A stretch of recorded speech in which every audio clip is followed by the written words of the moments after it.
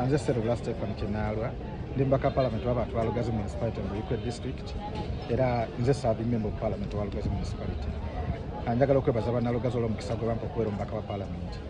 era n'okubeebaza olw'obuweereza bwe tubadde nabwo okumala emyaka gineena era n'okubasaba tibaddemu bampa omukisa guno okuweereza constituency ya Pemba.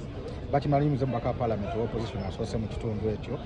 era tusobola kukola bintu byonna tubimalayo nga bamazewo emyaka naye tugezezaako obuweereza bwaffe bubadde bwa nsonga mu field y'ebyenjigiriza twayise etteeka ly'abalimi b'ebikajjo eryali liganye ebyemizannyo tubikutteko mu ngeri yonna n'ebibiina by'abakyala tubiwagidde nze nakawerera abaana degrees ziri 10 mu Serula Foundation era gwe oyagala ozirabako nti zizino bajja kujja abaana bano bakolage wetuweeredde nze ssentebe wa ttiimu y'essaza ly'Ekyaggwe okuva bampa ttiimu mu mwaka gwa 2025 gwe mulundi ogwasooka ttiimu y'essaza ly'Ekyaggwe okutuukako ku fayimu z'amasaza ga Buganda era ne kuno twakwalifayizinga ebulayo emipiira ebiri omubaka wa palamenti ateekwa okuba all round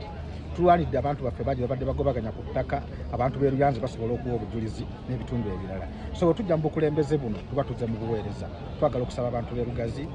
ne Uganda bonna gye muli akabonero manvuuli mwe pulezidenti waffe Robert Kyagulanyi Ssentamu omukisa emyaka 40 egya pulezidenti Museveni bwe tutuusa ne tuwaako Kyagulanyi tewaba buzibu n'ekyo twagala okubasaba muyimirire naffe ebisoomooza bigenda kuba bingi twakatumye protest vote kubanga tumanyi bagenda kuleeta amaanyi mangi naye baagala eteekawo empe amaanyi g'abantu era ne gawangula twagala okubasaba ne ku mulundi guno muwangule ne National Unity Platform Serula Stephen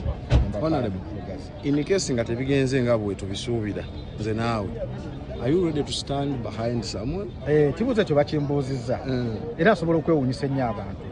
ndi omu ku bantu abatono nnyo abalina omutima omumativu ekisooka nze naliko omubaka wa palamenti neesimbako 2016 nebitajja bulungi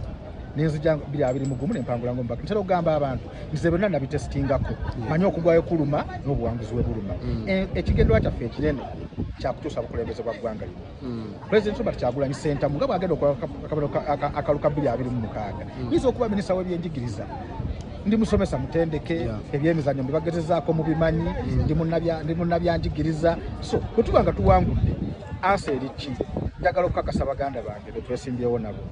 abaagala ekifo ky'obubaka bwa palamenti bwa Lugazi basuubire obuwagizi bwange singa baba batutte kaadi eno nja kubawagira kubanga ekigendererwa kyaffe ekikulu kyakujja ku pulezidenti Museveni si buli omu kwekusanga omuntu nabo bakowoole bakwegate nikesi ngobakubye era namwe njagala okubawa namwe njagala muwa obujulizi buno kubanga wano we tugenda kati tugendayo nga tetunaba kuva namwe njagala okubasaba nti senga enkizo ebakusayidi yange nti nga pate erabye nti ground n'obuweereza bange omubaka wa palamenti ne loyalty eri pate nze nsaanidde nsaba tuleme kwawuzaamu bululu bwaffe mujje tuyimirire wamu okusobola okulaba nga tunyoza obuwanguzi bwaffe si mu Lugazi mwokka wabula Buikwe district ni general mwebale nnyo